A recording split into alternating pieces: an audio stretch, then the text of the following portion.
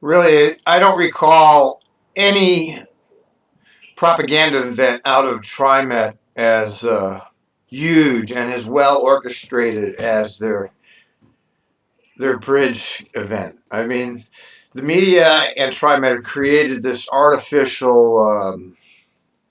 Oh, what's the bridge? What's the bridge? First, they conducted their little poll. Okay, and when they asked people for suggestions, they never mentioned that certain suggestions would not be considered at all. They didn't place any guidelines on the suggestions really. It was wide open. Everybody, including myself, had an idea that maybe there would be a popular vote. That turned out to be false.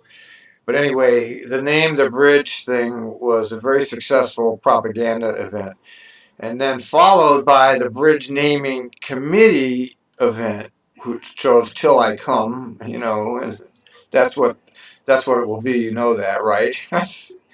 If the policymakers don't realize that that's where this name is going, and maybe that's what they want. I mean, it's hard to know what they want, but they've orchestrated this great successful propaganda campaign to manufacture consent, and manufacturing consent is all of a sudden everybody loves the bridge, right?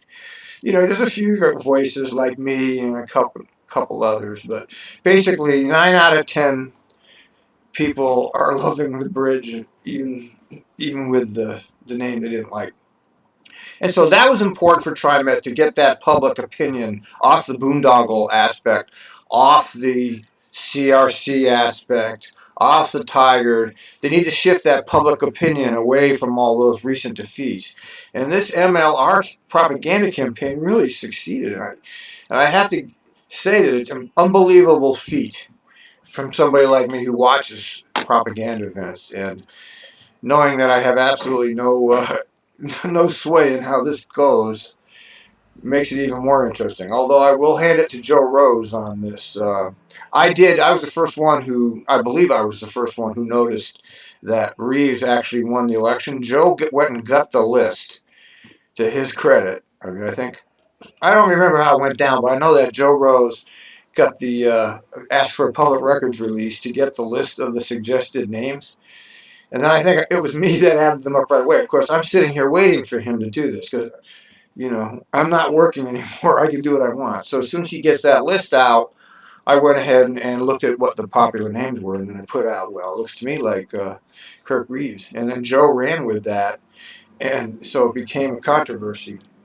And luckily, Joe Rose is the man, really. If you can get, and Aaron Mesh does pretty good too, but Joe Rose is the real big voice of propaganda, for lack of it. I don't think that Joe does that intentionally. I think he's used himself in many ways.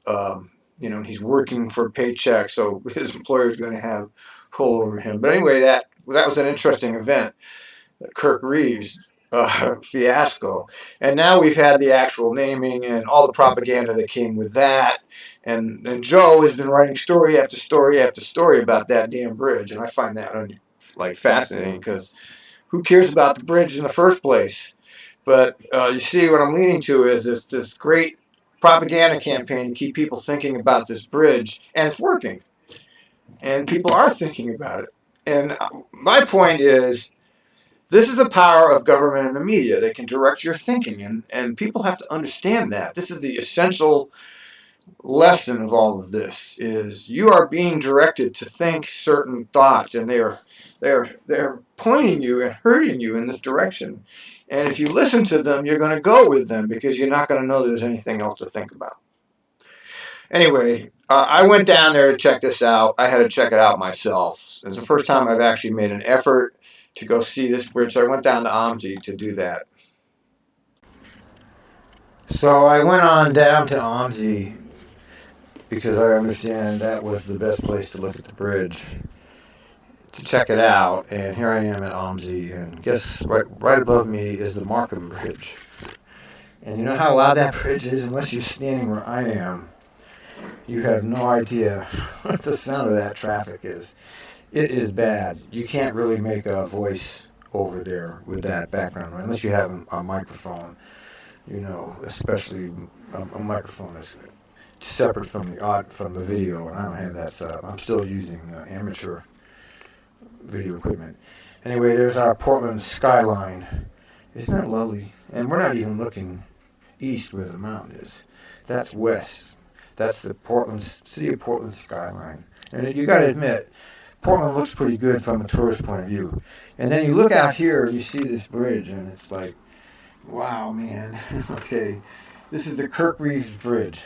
They tried to rename it Tillicum, but it's actually the Kirk Reeves Bridge, and the reason it's the Kirk Reeves Bridge is that Trimet held a contest to see what people wanted, and there were more votes for Kirk than any of the other candidates.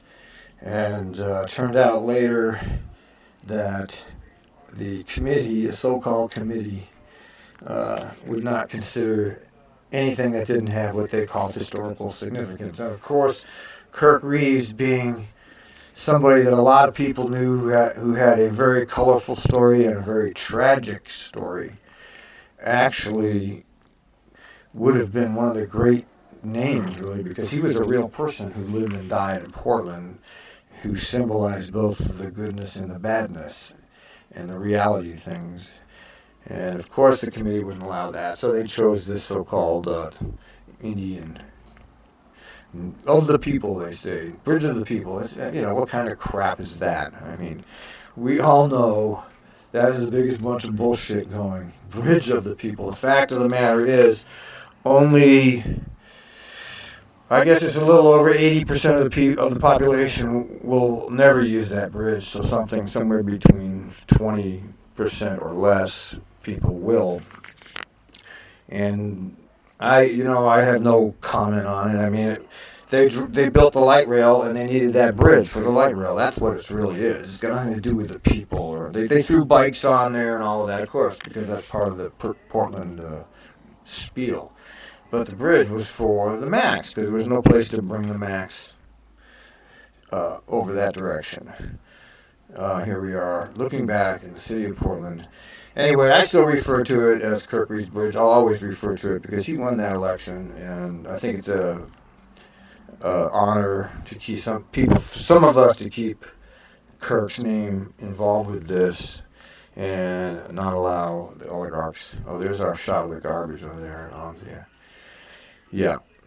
Okay, I think you got the message. Anyway, that's our history lesson for today.